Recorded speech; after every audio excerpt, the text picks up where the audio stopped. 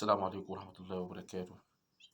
مساء الفل على الجمهور الجميل والناس الحلوة والناس الجميلة، مساء الفل عليكم.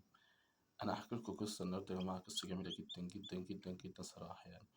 دول كانوا 3 بيضات تمام، وكتكوت ده طلع الأول وحس بنفسه اللي هو وحيد خالص في الدنيا، زي ما أنتم شايفينه كده حاسس إن هو وحيد، يعني زي ما تقول كده يعني إيه، زي ما يكون بينده على إخواته جوّه في البيضة عايز يطلعوا له والّا إيه، أنت فاهم؟ شوف بُص يعني بيبُص على البيضة إزاي.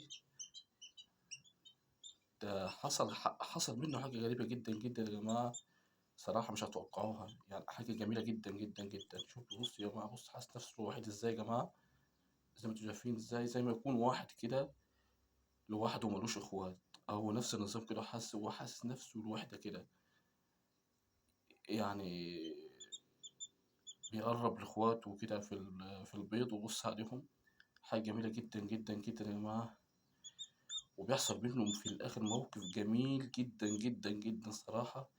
بس لو شُفت الموقف ده بجد، بجد حاول تمسك نَفْسك عشان ما تبكيش، لإن موقف يعني الكتكوت ده عمل موقف يا جماعة مش عاوز أقول لكم إيه.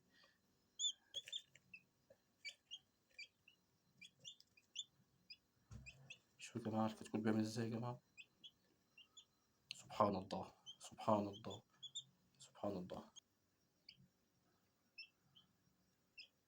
شوفوا يا جماعة، شوفوا يا جماعة الكتكوت بيعمل إزاي، منظر يعني منظر صراحة يعني.